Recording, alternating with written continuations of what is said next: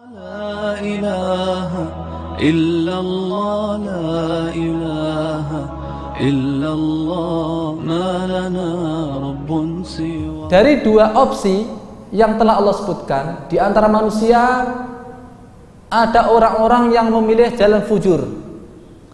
Di antara manusia ada yang memilih jalan takwa. Dan mereka bertingkat-tingkat dalam mengaplikasikannya. Bagaimana mereka mengekspresikan nafsunya itu mereka bertingkat-tingkat. Dan ketika itu sudah menjadi kebiasaan sehingga menjadi sebuah karakter. Ya. Karakter nafsu seperti apa? Di dalam Al-Quran disebutkan 3 tingkatan. Ada nafsu yang disebut yakni nafsu innan nafsa la'amaratum bisu. Nafsu yang bawaannya, kecenderungannya adalah kepada keburukan. Dia nalurinya seperti naluri lalat. Kalau ketemu dengan taman bunga, meskipun dekat, dia menjauh, nggak betah. Ya. Dia lebih suka mencari tempat sampah meskipun jauh. Ya. Dia lebih suka kalau baru ayam goreng, ayam bakar, itu yang masih hangat tidak mau. Ya. Tapi kalau bangkai langsung ruyuk. Ya. Ada yang saya pernah lihat ada orang yang bawa bangkai di plastiknya itu ternyata lalat sudah ngikuti terus pakai motor, padahal itu diikuti. Ya. Kenapa? Naluri lalat itu untuk apa? Memang mencari kotor-kotor seperti bangkai tadi. Ya. Nah, ini orang-orang yang punya kecenderungan nafsunya amaratun bisu, ya, dia hobi sekali mencari keburukan. Ya. Ketika diajak pada keburukan langsung mangkat kapan diajak. Ya. Ini orang yang nafsunya amaratun bisu. Yang kedua ada yang disebut dengan nafsu lawamah. Lawamah ini adalah nafsu yang labil. Labil antara ajakan keburukan dan antara ajakan kebaikan. Tatkala diajak baik, dia berangkat. Ketika diajak untuk melakukan satu keburukan, dia tidak kuasa untuk menolaknya. Sehingga bagaimana karakter dia nanti sangat bergantung kepada unsur-unsur yang mengelilingi dia, lingkungannya, ya, ajakan-ajakannya, teman-temannya, ya, apa yang dia baca, apa yang dia lihat, itu nanti akan mempengaruhi apakah kemudian dari lawamah menjadi amaratun bisu atau Allah mengendaki kebaikan untuknya, menaikkan grade-nya menjadi yang ketiga, yakni nafsul mutmainnah. Nafsu yang tenang, stabil, relatif stabil di atas ketaatan, istaqarat ala taatillah. Dia tenang di atas ketaatan kepada Allah. Pada ajakan-ajakan kebaikan dia bersegera. Pada ajakan keburukan dia memiliki kepekaan yang tinggi dalam, ya, hal kemaksiatan. Ya. Jadi memang orang yang nafsu mutmainnah ini punya nafsu mutmainnah bukan orangnya maksum, bukan, tidak harus maksum. Tetapi bahwa dia punya kepekaan terhadap dosa. Ini sesuatu yang dosa. Dia sudah mulai bisa merasakan auranya. Aura itu apa? Aura mudeng ya, pokoknya sudah bisa merasakan kepekaannya. Wah, ini sesuatu yang tidak baik. Sudah dirasakannya itu. Ya. Kemudian bahwa suatu kali pernah terjerumus ke dalamnya, itu tidak usah diingatkan, langsung tersadar. Ini orang-orang punya kepekaan tinggi. Ya. Karena ada tipe-tipe orang yang ketika terjerumus pada kemaksiatan, dia menikmatinya, wah tiba enak, terus belandang, ya, bacut semaput pingsan, digugah menu ratangi-tangi, keturun, ana sing keturun langsung. Ya. Nah, ada yang begitu. Tapi ada juga orang-orang yang lebih baik sedikit dari itu, Ya, saya tidak mengatakan sedikit karena juga faedah sekali. Orang-orang yang tatkala dia itu melakukan suatu kemaksiatan, terjerumus ke dalamnya, ya, dia sempat menikmatinya, tetapi begitu ditegur, ya, ada peringatan kepadanya, dia kemudian bersegera lantas sadar. Tapi orang punya kepekaan tinggi, sebelum ditegur dia sudah, ya, bangun terlebih dulu sebelum dibangunkan. Ya.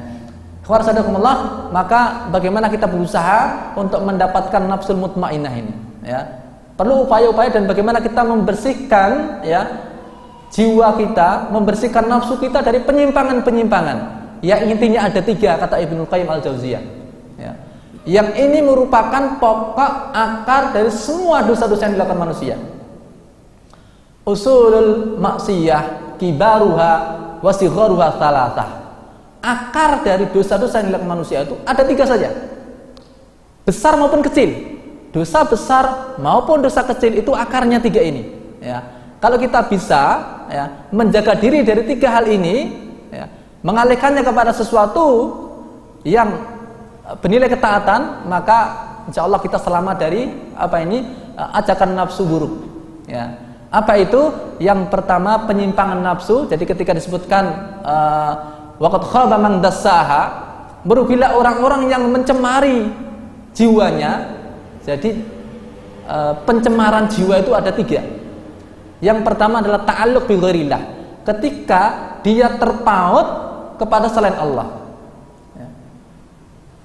Orang-orang yang nafsunya terpaut kepada selain Allah, dia pengen kaya, mencari pengwarisan, dia pengen jadi pejabat, turu ngeloni kuburan, ya, kungkum di Kali Tempur.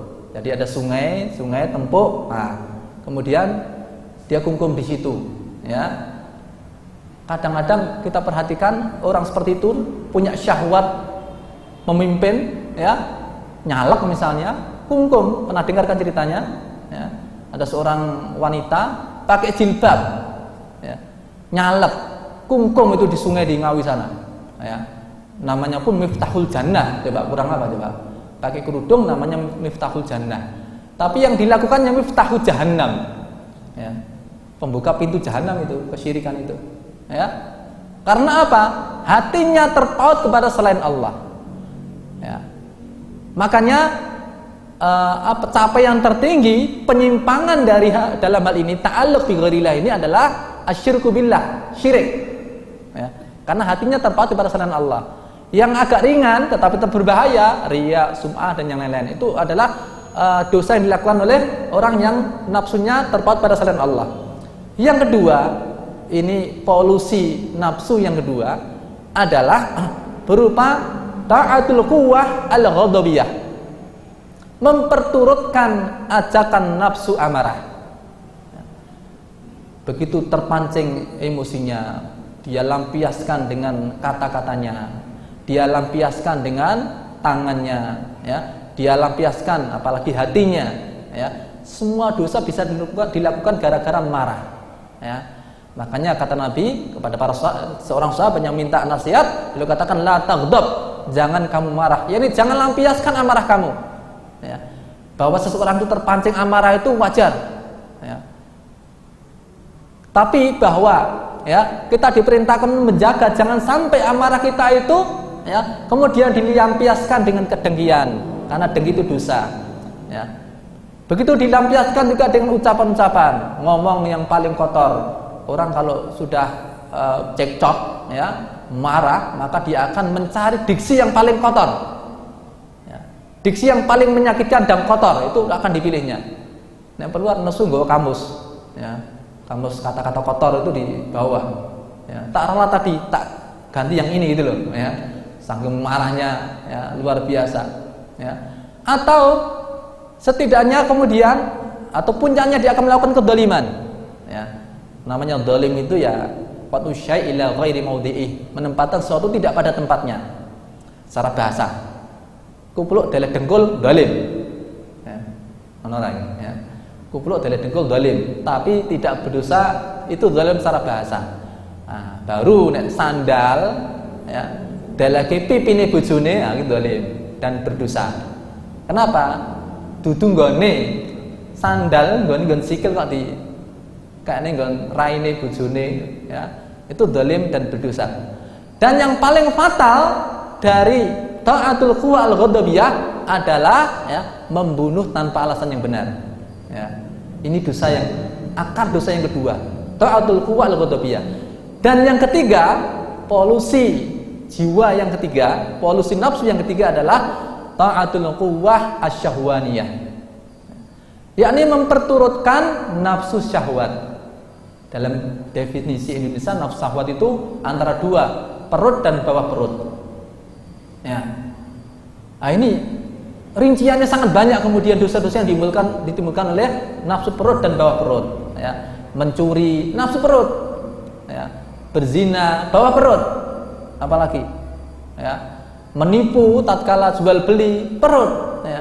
Banyak sekali dosa-dosa yang diakibatkan oleh ta'atul quwa asyahwaniyah, ya. Cobalah nanti antum cari dosa apapun itu pasti akarnya satu di antara tiga ini, ya. Kemudian beliau menyitir ayat, ya, tentang karakter ibadur rahman, walladzina la yad'una ma'allahi ilahan akhar wa la yaqtuluna an-nafsa allati haramallahu illa bil haqq wa la yaznun. Dan orang-orang yang tidak, ya, menyeru di samping kepada Allah juga kepada selain Allah, ya, yakni orang yang tidak menyekutukan Allah. Ini puncak dosa yang tadi, ya, yang pertama, ya. Wala yaqtuluna an-nafsa allati haramallahu illa bil haqq, dan tidak membunuh jiwa yang diharamkan Allah kecuali dengan alasan yang benar. Ini puncak dari apa? Akar dosa yang kedua tadi, ta'atul quwa al-ghadabiyah. Wala yaznun, dan tidak berzina. Ini adalah puncak dari polusi nafsu yang berupa ta'atul quwwah asyahwaniyah. Tatkala kita bisa menggantikan tiga hal ini, mengarahkannya, ya, memang ikhwanakumullah, ada suatu kaidah bahwasanya nafsu tidak akan berhenti, ya, dari menyukai sesuatu kecuali kalau ada apa? Ada pelariannya atau ada tempat pengalian. Karenanya apapun itu sebenarnya ada sesuatu yang disyariatkan, ya. Apapun yang disukai manusia berupa kemaksiatan tadi sebenarnya ada sesuatu yang lebih indah di dalam syariat, ya. Pada zina ada sesuatu yang apa ini secara keinginan itu tersalurkan tetapi halal, yakni dengan menikah, apapun itu, ya.